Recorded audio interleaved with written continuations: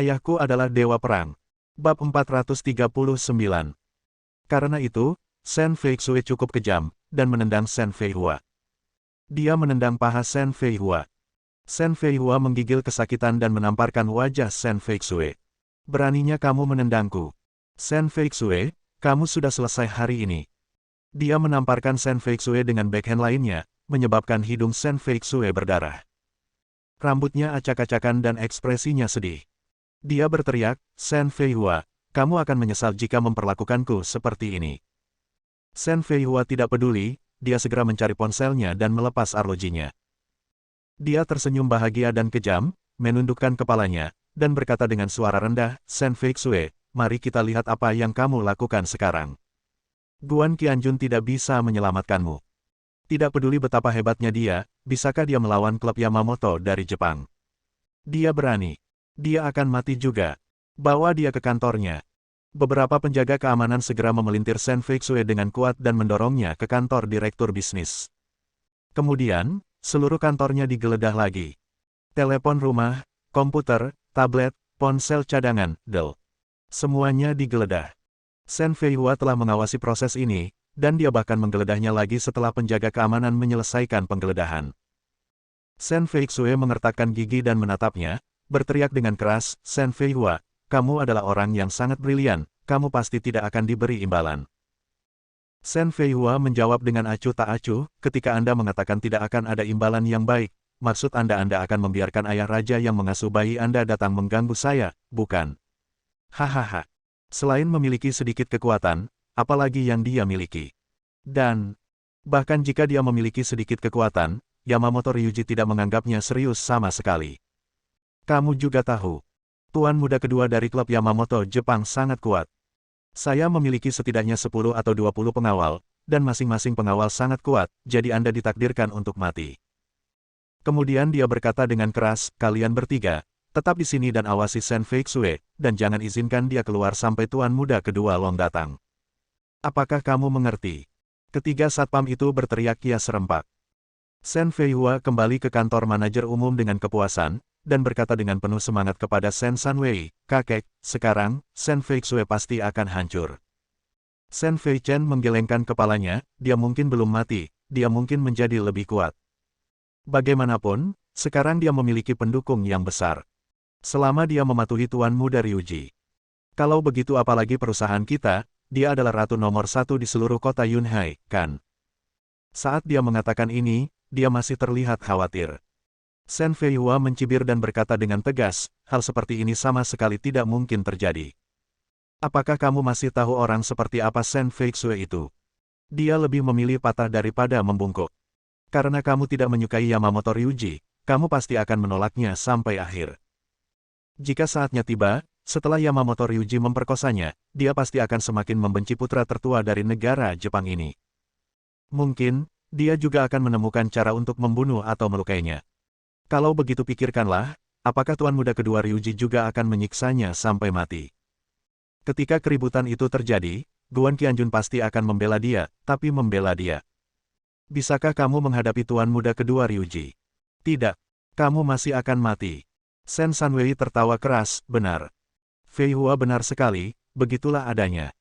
Feichen, terkadang kamu harus belajar lebih banyak dari Feihua, otaknya. Ini menjadi lebih baik dan lebih baik.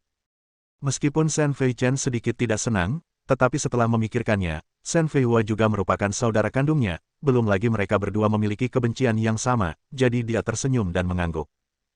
Shen Sanwei berkata dengan bangga, bagaimanapun, setelah ini, Shen Feixue pasti akan hancur. Sebenarnya, saya sudah tahu bahwa dia tidak akan bangga lama-lama, bukan? Orang yang merawatnya muncul. Orang-orang yang merawat Guan Qianjun juga muncul. Mari kita duduk di gunung dan menyaksikan pertarungan harimau. Shen Rong juga tersenyum, ayah, duduk di gunung dan menyaksikan harimau berkelahi sulit untuk dikatakan. Guan Qianjun mungkin seekor harimau di depan orang lain, tetapi di depan tuan muda kedua Ryuji. Mungkin itu hanya kecebong. Sekelompok orang di kantor tertawa. Senyuman yang licik. Di mata Shen Sanwei, sepertinya Shen Feixue tidak pernah ada. Shen Feixue bukanlah cucunya, hanya Shen Feihua. Hanya Shen Feichen yang ada. Adapun Shen Feixue, tidak ada gunanya tidak peduli seberapa baik dia melakukannya. Kantor Direktur Bisnis. Shen Feixue sangat marah hingga air mata mengalir di matanya. Tapi menangis hanyalah tanda kelemahan. Dia harus menemukan cara. Dia memandang salah satu penjaga keamanan dan mengulurkan tangannya, pinjamkan ponsel Anda dan saya akan menelepon. Saya akan mengembalikannya kepada Anda segera setelah panggilan dilakukan. Saya akan memberi Anda uang. Saya. Petik 2. Aku akan memberimu 5.000 yuan. Keluarkan tasmu. Keluarkan semua uang tunai di dalamnya. Ini jelas lebih dari 5.000 yuan. Berikan kepada salah satu penjaga keamanan. Bagilah uang ini di antara kalian bertiga. Kalian masing-masing bisa mendapatkan setidaknya 2 hingga 3.000. Selain itu, jika kalian membantu saya akan memberi kalian masing-masing 10.000 lagi setelah masalah ini diselesaikan. Ketiga penjaga keamanan itu menggelengkan kepala dan memandangnya dengan kasihan. Salah satu penjaga keamanan menghela nafas, Direktur Shen, dalam keadaan normal, mungkin kami akan menerimanya, tetapi sekarang tidakkah Anda menyadari keseriusan masalahnya? Ini tuan muda kedua Ryuji yang mencoba berurusan denganmu. Dia ingin menangkapmu. Lengannya tidak bisa memutar pahanya, dan Guan Qianjun tidak bisa melawan tuan muda kedua Ryuji. Sebaiknya kamu menerima nasibmu. Penjaga keamanan lainnya juga mengangguk, ya, ada pepatah yang berjalan dengan baik, hidup adalah tentang itu, dan jika Anda tidak bisa menolak, Anda sebaiknya menikmatinya. Direktur Shen, Anda menghadapi kehidupan seperti itu sekarang. Karena Anda tidak bisa menolak, sebaiknya Anda menikmatinya. Dengarkan kami, itu benar. Setidaknya, Anda dapat mempertahankan posisi Anda, atau bahkan bawa ke level selanjutnya. Penjaga keamanan ketiga juga mengangguk dengan serius, ya, hanya dengan cara ini Anda dapat memiliki kemampuan untuk memenangkan kembali permainan, jika tidak, Anda tidak dapat melakukan apapun. Meskipun penjaga keamanan tidak menjelaskannya dengan jelas, Shen Feixue tahu apa maksudnya. Omong-omong, apa yang mereka katakan itu benar. Tetapi, Shen Feixue adalah orang yang keras kepala. Dia sangat marah sehingga dia menghentakkan kakinya, tiba-tiba berbalik, dan tiba-tiba melemparkan dirinya ke jendela. Tingginya 3 lantai di sini, jadi jika dia melompat ke bawah, dia tidak akan mati. Paling-paling betisnya patah. Itu lebih baik daripada terjebak di sini dan menunggu Yamamoto Ryuji sialan ini mengganggunya. Beberapa penjaga keamanan tiba-tiba bergegas mendekat. Dia menangkapnya. Seorang penjaga keamanan berkata dengan muram, Direktur Shen, mohon bekerja sama, jika tidak, jangan salahkan kami karena bersikap kasar. Shen Feixue berteriak keras, apakah kamu tahu apa yang kamu lakukan? Segera, orang Jepang akan datang untuk menggangguku, dan itu adalah orang Jepang. Jika tidak ada yang lain, apakah kamu tega melihat pria Jepang menindas gadis dari negara yang sama denganmu? Jika kamu laki-laki, kamu tidak boleh melakukan ini. Bahkan jika kamu melihat seorang pria Jepang menindas seorang gadis, kamu harus segera menghentikannya dan memukulnya dengan baik. Kamu membantu para tiran. Sederhananya, kamu hanya mengkhianati negara dan mencari kejayaan. Berapa ketinggian yang telah dicapai ini? Buat ketiga satpam itu tersipu malu. Bab 440. Namun, penjaga keamanan ini masih tidak setuju untuk melepaskan Shen Feixue. Mereka semua menatapnya dan dia dalam diam. Begitu Shen Feixue ingin bangun, dorong dia kembali ke kursi. Shen Feixue juga marah, tiba-tiba berdiri, mengambil kursi dan melemparkannya ke penjaga keamanan. Tapi setelah beberapa menit, Shen Feixue duduk di kursi lagi, dan tidak peduli seberapa keras dia berjuang, dia tidak bisa berdiri. Pasalnya, beberapa satpam menemukan banyak tali plastik dan mengikatnya di kursi. Bahkan, lalu dia mengikat kaki kursi ke meja. Seperti ini, diikat erat, Shen Feixue tidak bisa melompat keluar tidak peduli seberapa keras dia berusaha. Dia berteriak dan seorang penjaga keamanan memasukkan kain lain ke dalam mulutnya. Shen Feihua juga berjalan mendekat untuk melihat kegembiraannya. Tidak hanya dia tidak mengatakan apa-apa saat melihat adegan ini, dia juga sangat senang hingga dia bertepuk tangan dan berteriak, halo. Sekitar setengah jam berlalu. Di luar pintu, suara hormat dan sangat menyanjung Shen Sanwei tiba-tiba terdengar. Tuan muda Ryuji, silakan datang ke sini. Cucu perempuan saya Shen Feixue sedang menunggu Anda di kantornya. Saya rasa dia takut dia tidak dapat menunggu lebih lama lagi, jadi dia hanya ingin berkomunikasi dengan baik dengan Anda. Kata-kata ini sangat tidak senonoh. Ini sama sekali bukan yang dikatakan kakek. Ini. Shen Feixue, yang diikat erat ke kursi, sangat marah hingga dia menangis. Sekarang dia ingin menelepon Guan Qianjun dan memberitahunya apa yang dia temui sekarang. Dia pasti akan datang secepat mungkin untuk membantunya menyelesaikan semua kesulitan. Tapi sekarang, bukan hanya ponselnya saja yang disita, tapi saya juga diikat seperti ini. Pada saat ini, suara bangga dan arogan Yamamoto Ryuji terdengar dari luar, Yoshi. Bagus sekali. General Manager Sen Sanwei, saya menghargai kebenaran dan kebenaran Anda dalam membunuh kerabat. Ini membuatku menghela nafas. Di negaramu, masih ada orang yang sangat baik padaku dan rela membiarkanku bermain dengan cucunya, hahaha. Kata-kata ini diucapkan dengan ejekan yang tak ada habisnya. Tentu saja, Sen Sanwei, Sen Rong, Sen Feihua, dan Sen Feichen dapat mendengarnya. Wajahnya sedikit merah, tapi dia tetap tersenyum dan setuju. Terutama Sen Feichen, dia seperti perempuan jalang dan berkata dengan sanjungan yang tak ada habisnya, Tuan Muda Kedua Ryuji, Anda adalah Tuan Muda kedua dari masyarakat Yamamoto, salah satu dari 5 kelompok keuangan besar di Jepang. Kalian telah menginvestasikan total 6 miliar dolar AS di kerajaan naga kami, dan kami harus memperlakukan Anda seperti ini. Saya harap kita dapat menjalin kerjasama yang saling menguntungkan di masa depan.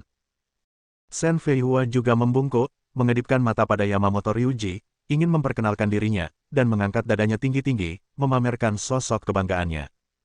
Apa yang dia katakan selanjutnya sungguh tidak tahu malu.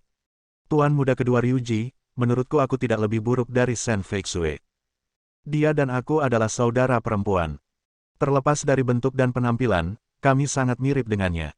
Dengar, jika kamu tertarik padaku, kita juga bisa berteman. Saya selalu mengagumi Tuan Ryuji, Anda hanyalah idola saya. Kemudian, Yamamoto Ryuji dengan kejam mendorongnya menjauh yang penuh ekspektasi. Dia berkata dengan ringan, apakah menurutmu aku hanya menyukai sosok dan penampilan Sen Feixue? Bukan hanya sosok dan penampilannya lebih baik darimu, tapi temperamennya juga tak terlukiskan. Dia seperti peri. Dia seperti Dewi Gunung Es. Sebenarnya, menurutku dia masih seorang wanita muda, dan kamu hanyalah sepatu lusuh yang lebih cantik. Sen Feihua sangat marah hingga hidung dan mulutnya menjadi bengkok, tetapi dia tidak berani marah, jadi dia hanya bisa mengutuk Sen Feixue dengan keras di dalam hatinya. Yamamoto Ryuji melangkah ke dalam kantor. Ketika dia melihatnya, dia tertegun sejenak. Dia meledak dengan suara keras dan bergegas, menendang penjaga keamanan kemana-mana. Kemudian, Yamamoto Ryuji dengan cepat mengambil pisau kertas dari samping dan memotong semua tali di tubuh Sen Feixue dengan 3 pukulan. Dia berkata dengan prihatin di wajahnya, Nona Sen, saya benar-benar tidak menyangka Anda akan diikat seperti ini. Ini keterlaluan bagi orang-orang ini. Jangan khawatir, jika Anda ingin saya membunuh mereka. Saya akan meminta pengawal saya untuk segera mengambil tindakan. Dia menggelengkan kepalanya, dan ada 10 pengawal yang tinggi, kuat, berotot, dan berpinggang tebal, dan mereka bergegas menuju 3 penjaga keamanan. Meskipun ketiga penjaga keamanan memiliki beberapa keterampilan, mereka jauh lebih rendah dari 10 pengawal ini, apalagi 10, bahkan jika mereka hanya dibandingkan dengan salah satu dari mereka. Mereka ketakutan setengah mati dan memohon belas kasihan, mengatakan bahwa mereka hanya mengikuti perintah. Kemudian mereka semua memandang Sen Feihua dan yang lainnya dengan mata menyedihkan. Sen Feihua dengan cepat berkata dengan keras, apakah saya meminta Anda untuk mengikat Sen Feihua? Tidak sama sekali. Jangan menuangkan air kotor ke saya. Tuan Muda Kedua Ryuji, ini benar-benar bukan saya. Orang-orang ini membuat keputusan sendiri. Jika kamu marah, kalahkan saja mereka. Dia juga ketakutan. Orang-orang yang mengetahui betapa kejamnya Yamamoto Ryuji mungkin akan memukulinya sampai mati demi menyenangkan Sen Feixue. Sen Feixue mengertakkan gigi dan berkata, sudah cukup, Yamamoto Ryuji, kamu adalah penghasutnya, kamu adalah pelakunya. Jangan munafik, keluar dari sini. Keluar. Dia sudah sedikit marah, jadi dia tiba-tiba mengambil vas di sebelahnya dan membenturkannya dengan keras ke kepala Yamamoto Ryuji. Di tengah seruan semua orang, ledakan. Vas itu pecah di kepala Yamamoto Ryuji. Sen Feihua melihatnya, sangat terkejut dan bahagia. Setelah sadar kembali, dia segera berteriak dengan keras, Sen Feixue, kamu sangat berani. Tuan Ryuji telah memperlakukanmu dengan sepenuh hati dan jiwanya, tetapi kamu sebenarnya. Kamu benar-benar memukul kepalanya. Kamu hanya mencari kematian. Tuan Muda Kedua Ryuji, kamu baik-baik saja. Aku merasa sangat tertekan saat melihatmu. Shen Feihua berpikir ini adalah kesempatan bagus untuk menyenangkan Tuan Ryuji. Dia segera berlari dan mengangkat tangan rampingnya dengan genit untuk membantu Yamamoto Ryuji membersihkan puing-puing di kepala dan bahunya. Kemudian dia berseru lagi, "Oh, Tuan Ryuji, Anda mengalami pendarahan. Anda mengeluarkan banyak darah. Itu membuat saya merasa sangat tertekan. Apa yang harus saya lakukan?" "Shen Feixue, kamu sangat keji. Kamu menghancurkan idolaku. Dewa laki-lakiku. Sampai ke titik ini." "Tidak. Darah memang mengucur dari kepala Yamamoto Ryuji, namun hanya setitik darah tipis, tidak lebih tebal dari kabel charger." Yamamoto Ryuji dengan tidak sabar mendorongnya menjauh, lalu menyeka darah di dahinya, menaruhnya di mulutnya, menjulurkan lidahnya dan menjilatnya dengan kuat. Dia tersenyum sinis dan berkata, "Tidak buruk. Bagus sekali. Aku suka gadis penjual bunga seperti ini. Dia memiliki sedikit kecenderungan kekerasan, yang membuatku semakin bersemangat untuk menaklukkannya." Dia mengangkat satu tangan dan menjentikkan jarinya, dan berkata dengan arogan dan dengan aura jahat yang tak terbatas, "Mengapa ada begitu banyak orang di ruangan ini? Itu tergantung bagaimana saya berbicara dengan Nona Shen. Apakah kamu berbicara tentang cinta dan bersenang-senang? Aku tidak terlalu menyukainya." Begitu dia selesai berbicara, pengawalnya segera meneriaki dan mengusir semua orang. Kemudian, pengawal itu keluar dan menutup pintu dengan hormat dan lembut. Dari balik pintu, suara Shen Feixue terdengar putus asa. "Keluarkan aku. Keluarkan aku. Kalau tidak, Yamamoto Ryuji, kamu akan mati. Aku seorang wanita dengan seorang pria, dan priaku tidak akan melepaskanmu. Nama priaku adalah Guan Qianjun. Dia sangat kuat, kungfunya hebat, bahkan 100 dari kalian tidak bisa menghadapinya." Lalu terdengar tawa liar Yamamoto Ryuji, penuh penghinaan. "Tidak peduli betapa hebatnya kungfunya, apa hubungannya dengan saya? Nona Shen, menurut Anda apakah saya, putra kedua dari klub Yamamoto, secara pribadi akan berurusan dengan karakter kecil? Saya punya banyak pengawal, apakah saya mempekerjakan mereka dengan sia-sia? Aku bermain-main dengan para wanita, dan membunuh musuh dengan pengawalku, hahaha." Bersambung.